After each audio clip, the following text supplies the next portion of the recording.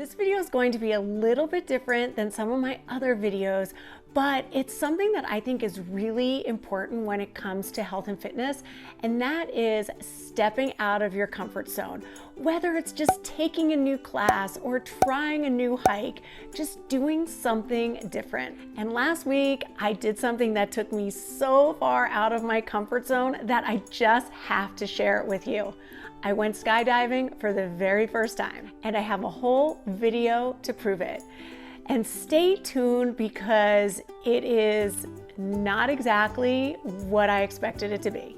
Welcome to Boom 50 Fitness. My name's Regan, and this is your channel for all things health and fitness in your 50s and beyond. Guess what today is? It's the day I am going skydiving for the first time, hopefully not my last time. I'm so excited. I'm also very scared. I signed my boys and I up a couple days ago. One of my sons knows we're going, and he is so excited too. And my other son, I am going to surprise on the way there. And why are we doing this? Well, today's my 55th birthday, and you only live once. But seriously, it's been on my bucket list for a really, really long time, and today it gets checked off that list. So I'm feeling pretty good about the whole thing. Like I said, I'm nervous, I'm excited, but I think I'm really, really prepared. I've watched tons of videos right here on YouTube, and I think I'm ready for it. I don't really have any questions. I know it's gonna be scary, but I know it's gonna be amazing, and I actually can't wait. And it is a gorgeous day in Utah. We're gonna head down to a place outside of Salt Lake City. It's called Skydive Utah, and I've heard great things about them, a really reputable business. So, hey, I'll see you guys when we get down there. So you can see from that video, I was scared, I was excited, but boy, oh boy, did I not know what was coming my way. And after the skydiving part is over, I'm gonna go over the 5 things that nobody told me. And they're things that I think you should know. And I told you a second ago that I watched a lot of videos. I felt like I was prepared, but a few things I wish I had known beforehand. Okay, we're just pulling up to Skydive Utah. Don't mind the audio or the visuals for a sec. Oh, that looks like a tandem right there. They're coming in pretty hot though still. They know what they're doing. See? Their conversation just cracked me up, so I just had to put it in there. But you can see the skydivers coming down. We're so excited. All right, it's check-in time. So we went in there, we checked in, watched some videos, just killing time now. And this is like the cool people tent. We weren't allowed in there. That's just for like all the, experts. And these are some of the planes. I think it's a private airport too. So we did watch some planes leave and come in. And this is my son Nate's tandem guide, getting him set up in the harness, which is pretty heavy duty. Heading on in the plane. Feeling nervous, walking up. That's my guy Keith, who I rode tandem with. Danger. Oh my God. All right, going up. I know I look calm and cool and collected. I mean, not really, but I'm not at all. I was nervous, laughing a bunch, terrified here. They jump out, turn into ants in 2 seconds, and then scoot up and it's my turn. So amazing and exhilarating and terrifying all at the same time. So here we are still free falling, even though it looks like a parachute's pulled. It's not a parachute. It's like the fake parachute. You're still falling really, really quickly. I think at this point my eyes are like glued shut, my mouth is wide open, and I'm screaming. Oh, finally. And then coming in for a nice soft landing.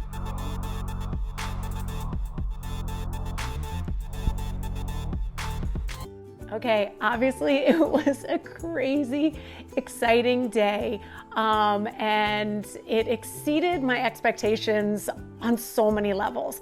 But let me get into the 5 things that nobody told me. Okay, number 1, when we were going up, the door was open and I was the person sitting closest to the door. So as we're going up and up, I am looking down at the earth. And then somewhere at about 600 feet, okay, did I say 600 feet when we went up 600 feet? No, I meant 6,000 feet is when they decided to shut the door. And I was like, why in the world was the door open this whole time? So just the ride up, which I thought was going to be my time to do a little meditation and deep breathing and get myself prepared for what was to come, I was terrified the whole time because we were going up with the door open and I'm looking down at the earth, and the guy that I was tandem with, his name was Keith, he was awesome. He said, okay, you're not attached to me yet, but you're attached to the plane. So I put my hand up, but I honestly, I could put my hand right out the window. And it wasn't even a window. It's not like a little window. It's a whole door. So it was windy, it was loud, and I just wasn't expecting to be that scared just on the ride up in the plane, which is a little bit rickety, to say the least, but I didn't feel like I was in any danger from the plane crashing, but I did have that fear that I was just gonna get sucked right out that door. Okay, and that leads me into number 2. I probably could have done a little bit more research, even though I watched so many videos. I didn't know how high we were actually going to go. I had thought that I read somewhere that it was 6,000 feet is where you jump from. Oh, no, no, no. We jumped from 13,000 feet. So before you skydive, that might be some information that you want to know, because there's a big difference when you're going up from 6,000 feet to 13,000 feet. Okay, number 3. When it's go time, I knew it was going to be so loud. That's one of the things that I saw in the videos. You're not going to be able to hear the person you're attached to. So he had gone over, how it was all going to work before we jumped out. But there were 3 people sitting on the floor in front of me, and the door opened and they were gone like that. They turned into ants in a second, and it was terrifying to watch that. And within seconds from those 3 jumping out, they kind of all jumped out together. They were experienced skydivers. I was the first to jump out of the tandem people, and which was only my kids and I. We were the only 3 going tandem. And Keith scooted me up really fast. We rocked forward, we rocked back, and then we were gone. And it just moved so fast. So when it's go time, it is go time. I thought there'd be a little bit more time to prepare. Even though I knew it would move pretty quickly, I didn't know it would move as fast as it did, which I think maybe is a good thing, because you have no time to back out. Okay, number 5. My kids and I did this research after the fact, but we knew we were going to be free falling for about a minute. And I didn't know how much ground, I guess you wouldn't say ground, how much air you would cover on the way down. It is 10,000 feet. You free fall for 10,000 feet. It is only a minute, but I just didn't think that's how far we would be free falling. And then after that, the parachute gets pulled and you're on your way down, and I'm going to add a bonus 6 right here, because this was something my kids and I all experienced, which we didn't know. So Keith pulls the parachute. I know some operations you're allowed to pull it, but they didn't even ask if we wanted to pull it, and I was fine with that. I just didn't want that responsibility. So Keith pulled the parachute. It feels like you kind of get jetted back up a little bit, and then he's maneuvering us down, and I feel him start to loosen up the strap across my chest. And both the divers that my kids dove with did the same thing. And I think it's just to make you more comfortable. But when you are that high in the air and some guy that you're attached to that you don't know at all starts loosening you up, you think for a split second, like, oh my God, is he gonna just let me go and I'm going to fall to my death? So that was pretty scary. Okay, obviously I have more than 5 things to tell you about that I just wasn't ready for. And so I'm gonna keep going. So I just gave you a 6th, I'm gonna give you a 7th. I had my hair up in a ponytail, kind of on top of my head. But if I was to do it again, I would do like a really, really tight bun. My hair was so knotted up when I got home that I could barely brush through it. I mean, I pulled out so much hair just trying to comb through my hair. So if you have long hair, put it up somehow. Maybe some braids would have been better, but just a ponytail with all that loose hair just knotted me up so much. All right, I'm going on to number 8. I can't believe I said I only had 5. Number 8 would be, as we were walking up to the plane, Keith said to me, do you get motion sickness? And I said, nope, because I still ride roller coasters. I love all that stuff. I don't get car sick. And so I said no. And if I was to do it again, which I don't think I'm going to, but stay till the end and then I'll let you know for sure. I would probably tell him that I did get motion sickness because on our free fall, he had us spinning. In fact, my kids actually flipped out of the plane. He didn't do that with me, probably because I'm 55 and they're in their 20s. And so I'm glad he didn't do that because I'm not sure I would have been able to handle it. But by the time the parachute was pulled, I was feeling a bit nauseous. And so on the way down, he started doing all kinds of stuff and we were moving a lot. And I had to say, hey, can we back off a little bit on all this spinning? Because I really did feel nauseous. And you all know out there, when you feel nauseous and you think there's a possibility that you might throw up, it's just not as fun. I don't even know what number we're on, but I'm gonna just keep talking because, okay, so the parachute's been pulled, I'm feeling a little nauseous, ready to get down.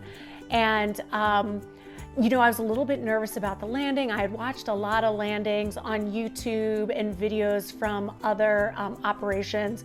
And sometimes people would sit, sometimes they would run, trip over their feet, and it looked really clumsy. And my guy said, lift up your legs. We're gonna be sitting. That's how we'll land. We'll land in a seated position. But he was coming in hot. I'm like, I'm gonna sit, I'm gonna get the worst wedgie I've ever gotten in my life.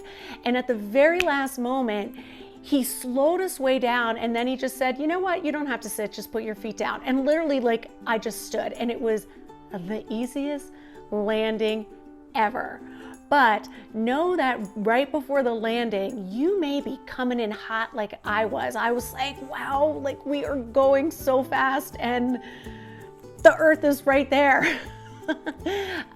So that was another thing that was a little bit of a surprise, but the whole standing up part at the end was a very pleasant surprise. I think that's everything. Oh, one more thing. A couple more things. I thought that we would probably be going up with a whole bunch of other unexperienced divers, maybe a whole plane full of people that were going tandem, and it wasn't that at all. The tandem people were only me and my 2 sons. Everyone else was an expert, and so it wasn't, you weren't riding up, chit-chatting about, what you were feeling and the excitement and if you were scared, because these people were all pros, which I guess is good and bad, but, we kind of felt like the odd men out, the total amateurs. Okay, and the last thing I'm going to tell you, I think this is the last thing, is our appointment was at 11 o'clock. but we weren't actually going up until about 1. So I'm sure it depends on where you're going. Some places might just have it down where, you sign in and you head right up. But there was a lot of time to kill. My kids and I just hung out. We did watch some other planes go up. We watched some other skydivers, which was actually really fun since it was a beautiful day. It was fun to watch other people jump out of planes and watch them come in. But there was a lot of waiting going on. So the big question is, would I skydive again? Maybe you know the answer, but nope, I don't think I will. I'm really glad I did it. Bucket list on my birthday, did it with my boys. So glad I did it. If I had to do it again, I would, definitely make that change about the motion sickness and just tell my guy not to do a whole bunch of spins. I think I would have enjoyed the whole experience more had I not been feeling nauseous. But yeah, it was scary. I thought it was going to be something that I absolutely loved and I would get hooked right away and be wanting to skydive all the time or at least every birthday. And nope, I'm good. The silver lining is that I knew I'd be scared. I just didn't know it was going to be as scary as it was. I mean, the operation that we did it through, Skydive Utah, they were amazing. They were so professional. But yeah, it was way more scarier than I thought. And I was telling someone the other day that I'm terrified of snakes, or I have been in the past. I would hold 10 snakes right now before I went skydiving again. And part of me wishes that I did it when I was younger. Talking to my kids about their experience, my oldest son, who was completely surprised, he was the one that, we didn't tell until on the way down. He was so excited. I wish I had that on video, but he loved it, loved every minute of it. Yes, he was a little scared, but he cannot wait to do it again. He wants to take his girlfriend, he wants to take his buddies, and I'm really glad that he had such a positive experience. And now my younger son, he's more like me. He didn't expect to be that scared. And he's saying maybe he'll do it again if it's, a buddy's birthday or, he gets invited. And again, they're in their 20s. But at this point in time, he's just saying, I'm glad I did it. I don't plan to do it again anytime soon. So if you clicked on this video because you're thinking about skydiving, I really hope I haven't changed your mind, because I really don't regret it at all. I'm so glad I did it. So if it is on your bucket list, make sure you follow through and you book an appointment and you do it, because it's so worth it. And I really am glad that I did it. I hope this video, if anything, just prepared you a little bit more. And I definitely hope this video made you think about ways that you can step out of your comfort zone, because it really, really is important to not always just do the same thing over and over. I know we love our routines. I am all about routines, but every now and then you gotta throw something in there that's really different, hopefully a little challenging, just to mix it up. If you liked this video, please do all the things.